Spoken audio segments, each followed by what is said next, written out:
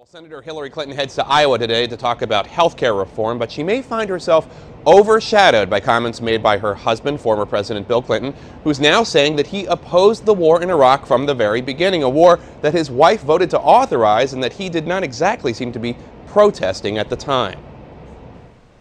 The former president was talking to Iowans about military families and then a startling claim. Even though I approved of Afghanistan and opposed Iraq from the beginning, I still resent that I was not asked or given the opportunity to support those soldiers. Bill Clinton opposed the war in Iraq from the beginning? At the time, the former president said United Nations inspectors should be given more time to look for weapons of mass destruction, but he was hardly, at least publicly, an opponent of going to war against Saddam Hussein. This guy is, he's got a very dangerous program. We need to eliminate it. On his own foundation's website, a 2003 speech where Clinton said, quote, "I supported the president when he asked the Congress for authority to stand up against weapons of mass destruction in Iraq."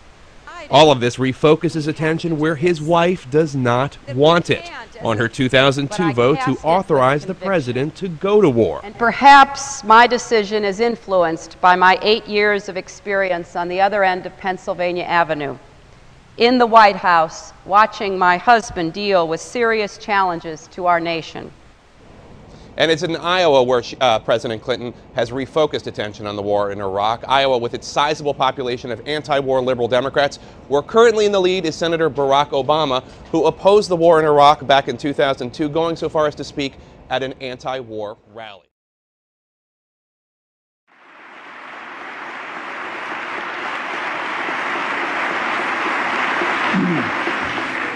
Together we must also confront the new hazards of chemical and biological weapons and the outlaw states, terrorists, and organized criminals seeking to acquire them. Saddam Hussein has spent the better part of this decade and much of his nation's wealth not on providing for the Iraqi people, but on developing nuclear, chemical, and biological weapons and the missiles to deliver them.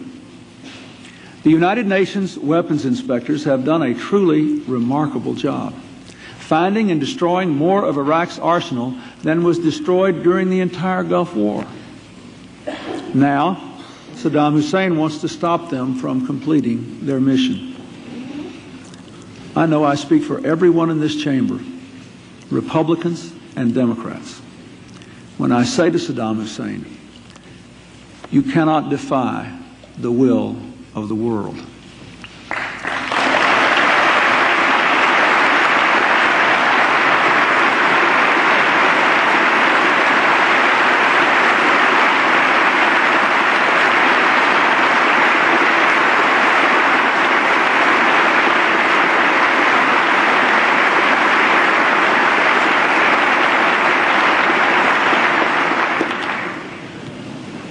And when I say to him, you have used weapons of mass destruction before, we are determined to deny you the capacity to use them again.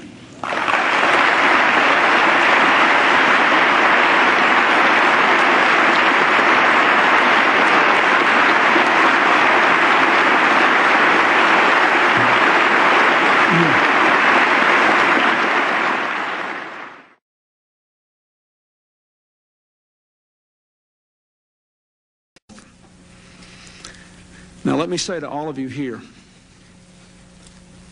as all of you know, the weightiest decision any president ever has to make is to send our troops into harm's way. And force can never be the first answer, but sometimes it's the only answer. You are the best prepared, best equipped, best trained fighting force in the world. And should it prove necessary for me to exercise the option of force, your commanders will do everything they can to protect the safety of all the men and women under their command. No military action, however, is risk-free.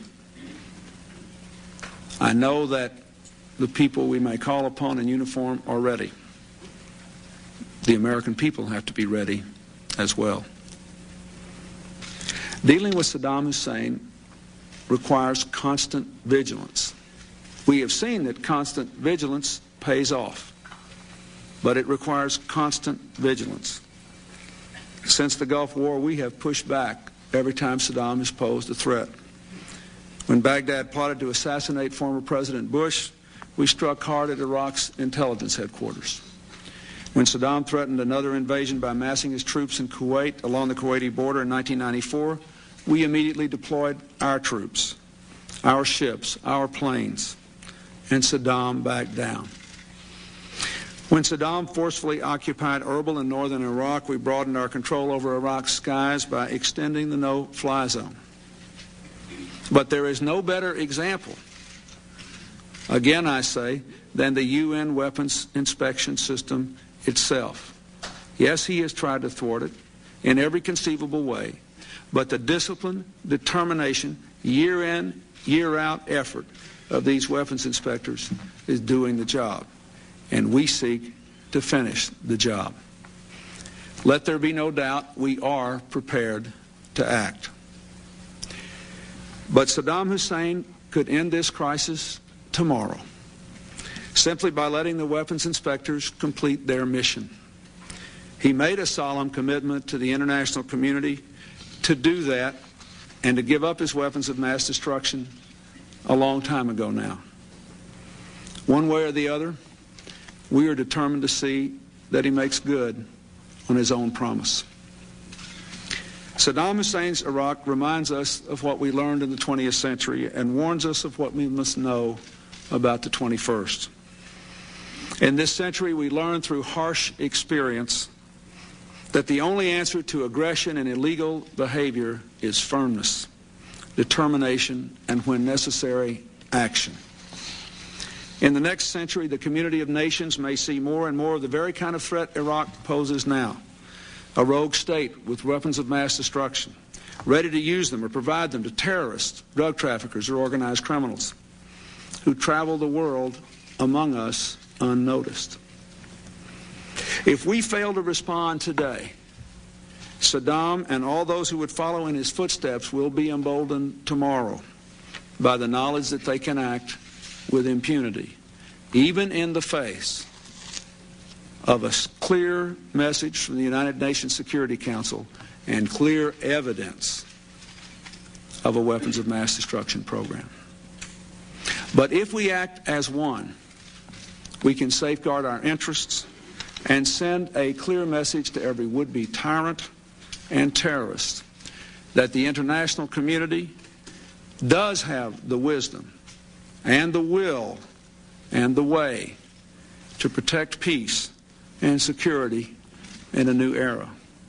That is the future I ask you all to imagine.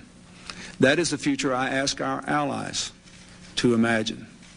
If we look at the past and imagine that future, we will act as one together, and we still have, God willing, a chance to find a diplomatic resolution of this. And if not, God willing, the chance to do the right thing for our children and grandchildren. Thank you very much.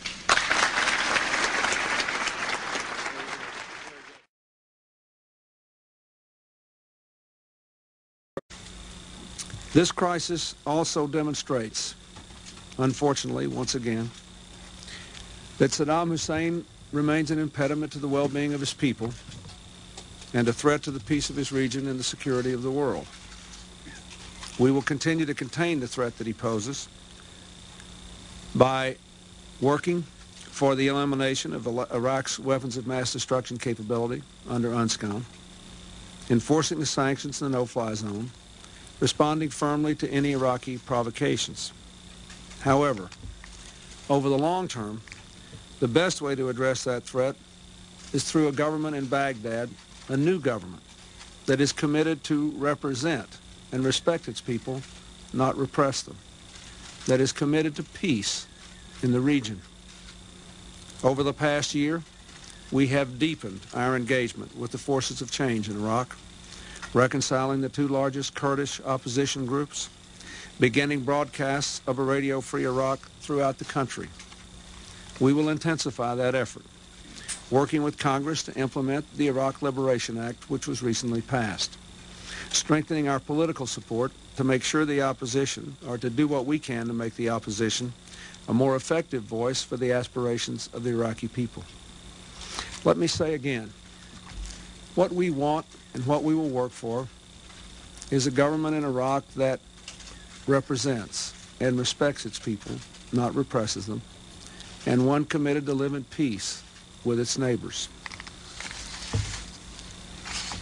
In the century we are leaving, America has often made the difference between tyranny and freedom, between chaos and community, between fear and hope.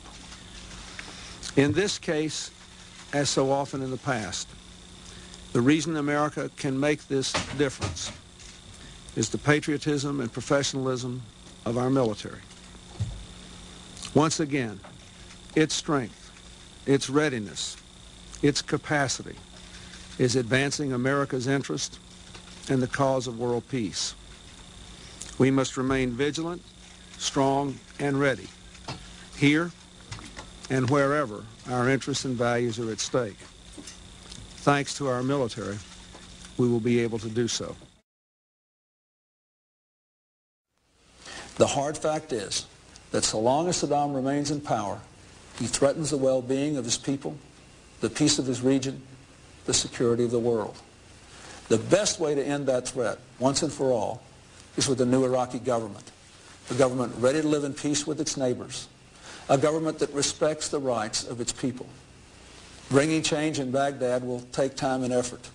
We will strengthen our engagement with the full range of Iraqi opposition forces and work with them effectively and prudently.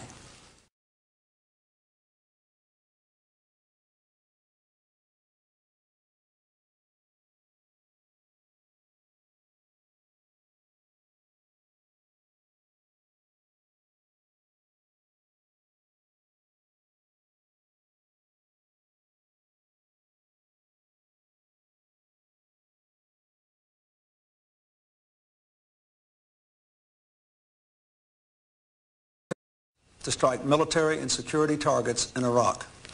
They are joined by British forces. Their mission is to attack Iraq's nuclear, chemical, and biological weapons programs and its military capacity to threaten its neighbors. Their purpose is to protect the national interest of the United States and indeed the interests of people throughout the Middle East and around the world. Saddam Hussein must not be allowed to threaten his neighbors or the world with nuclear arms, poison gas, or biological weapons. I want to explain why I have decided, with the unanimous recommendation of my national security team, to use force in Iraq, why we have acted now, and what we aim to accomplish. 6 weeks ago, Saddam Hussein announced that he would no longer cooperate with the United Nations weapons inspectors, called UNSCOM. They're highly professional experts from dozens of countries. Their job is to oversee the elimination of Iraq's capability to retain, create, and use weapons of mass destruction, and to verify that Iraq does not attempt to rebuild that capability.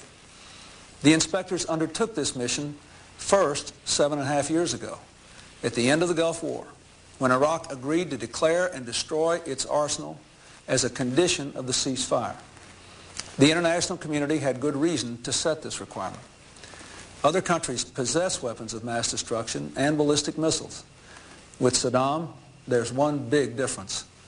He has used them, not once, but repeatedly, unleashing chemical weapons against Iranian troops during a decade-long war, not only against soldiers, but against civilians, firing Scud missiles at the citizens of Israel, Saudi Arabia, Bahrain, and Iran, and not only against a foreign enemy, but even against his own people, gassing Kurdish civilians in northern Iraq.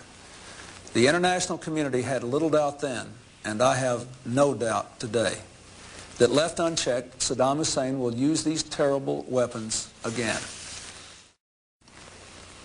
Now, over the past 3 weeks, the UN weapons inspectors have carried out their plan for testing Iraq's cooperation. The testing period ended this weekend, and last night, UNSCOM's chairman, Richard Butler, reported the results to UN Secretary General Annan. The conclusions: are stark, sobering, and profoundly disturbing. In 4 out of the 5 categories set forth, Iraq has failed to cooperate.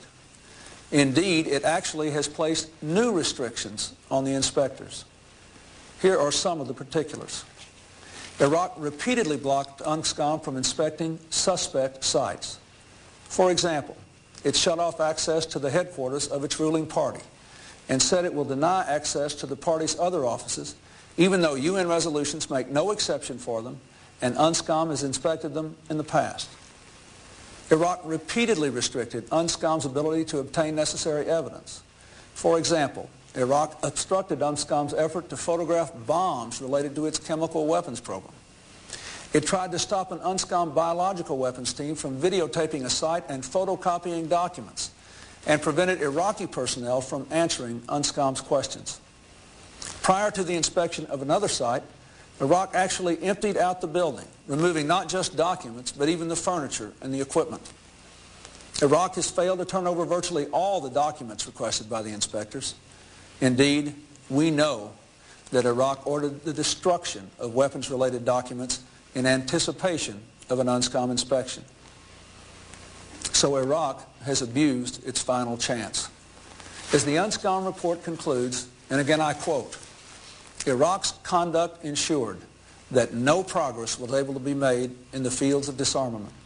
In light of this experience, and in the absence of full cooperation by Iraq, it must regrettably be recorded again that the Commission is not able to conduct the work mandated to it by the Security Council with respect to Iraq's prohibited weapons program.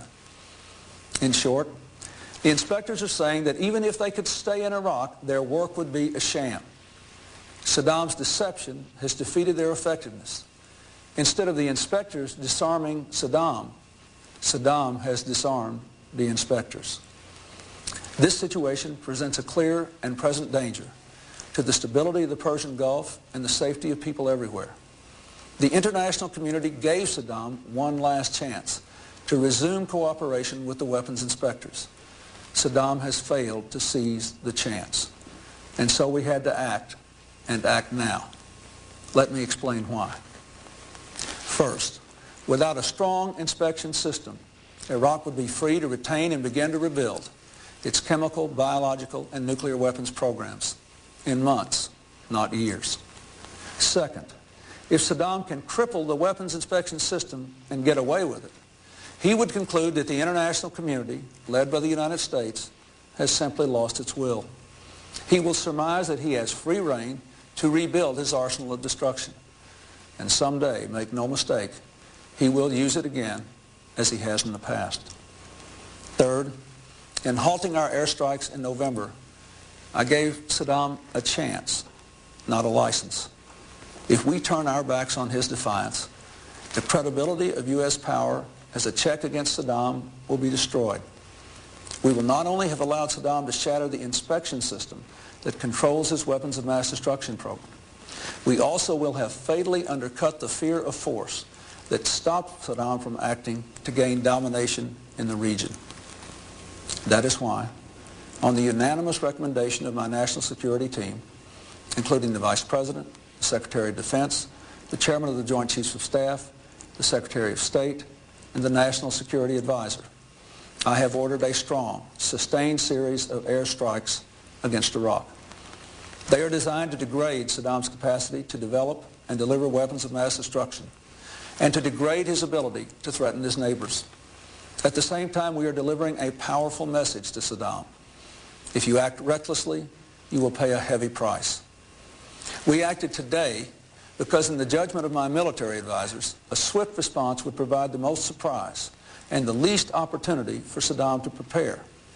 If we had delayed for even a matter of days from Chairman Butler's report, we would have given Saddam more time to disperse his forces and protect his weapons.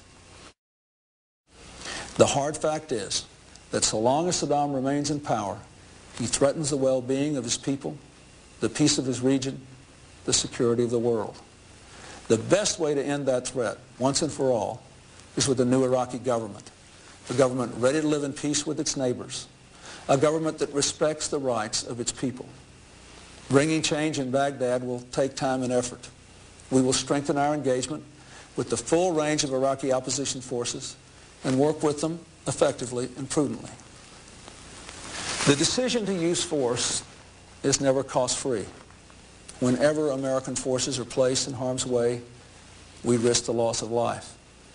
And while our strikes are focused on Iraq's military capabilities, there will be unintended Iraqi casualties.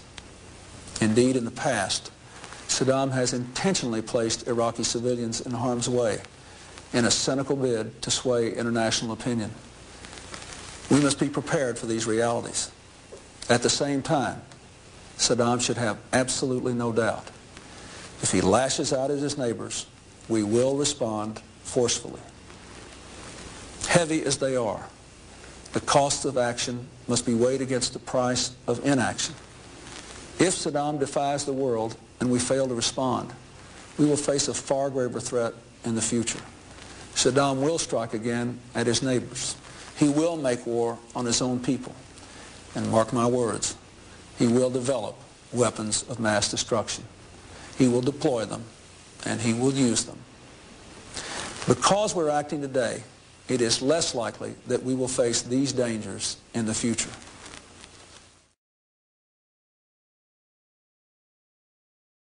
The 42nd President of the United States, Bill Clinton, next on Larry King Live.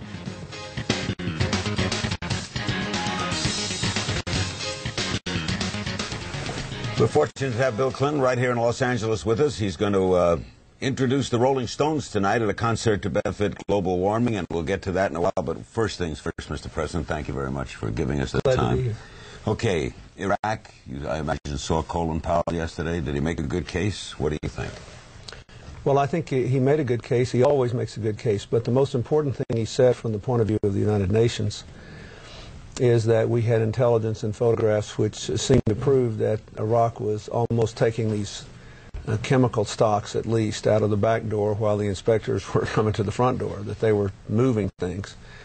And if that's true, it means Mr. Blix and his inspectors might never get to do the job that they were appointed to do. So I think that we need to listen to Blix, listen to Secretary Powell, and I still hope the United Nations can act together on this, and I think there's still a chance we can. And, you know, there's still a chance that Saddam Hussein will come to his senses and disarm. You support the President? I think that he's doing the right thing now. What I wanted him to do all along was go to the UN.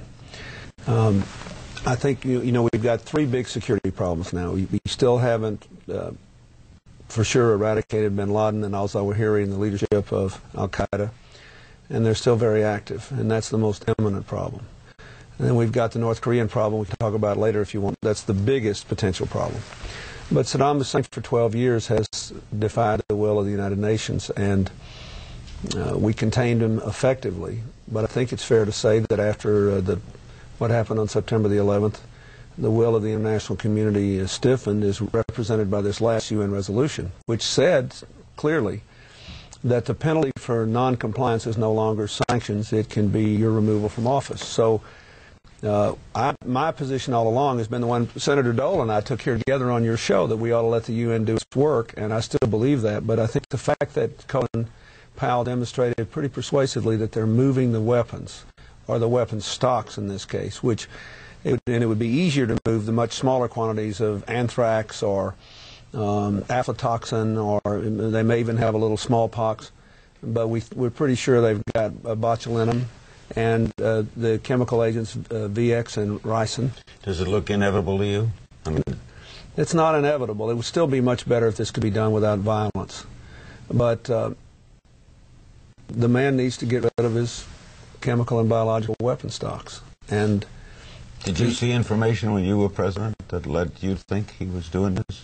Sure. And, you know, in 1995, keep in mind, we had information from two members of his family, two men who had married into his family, that defected to Jordan. They gave us the information.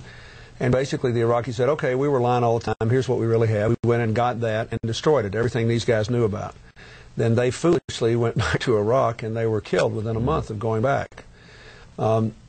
In 1998, when we and the British bombed for 4 days, when they kicked the inspectors out, we degraded their capacity further. But there's no question they've had some time to rebuild. Now,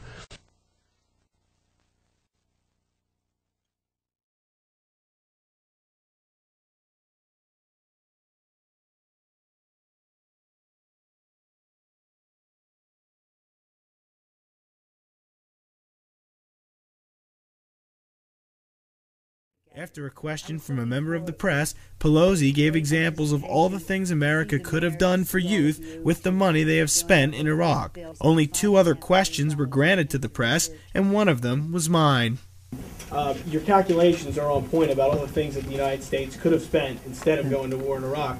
But how come the U.S. Congress, under the leadership of the Democrats, hasn't exercised the power of the purse and pulled the funding and said, you know what, we're not going to continue in this war? Well, we have in the House over and over again in the past year, and tried to even before we were in power, but speaking to now that we are, sent bills to the United States Senate over and over again that said that we're certainly not going to leave our troops stranded. But what we're saying is the purpose of the funding should be for the redeployment of our troops out of Iraq in a manner that is responsible, safe, and honorable, and it has to be completed within 1 year.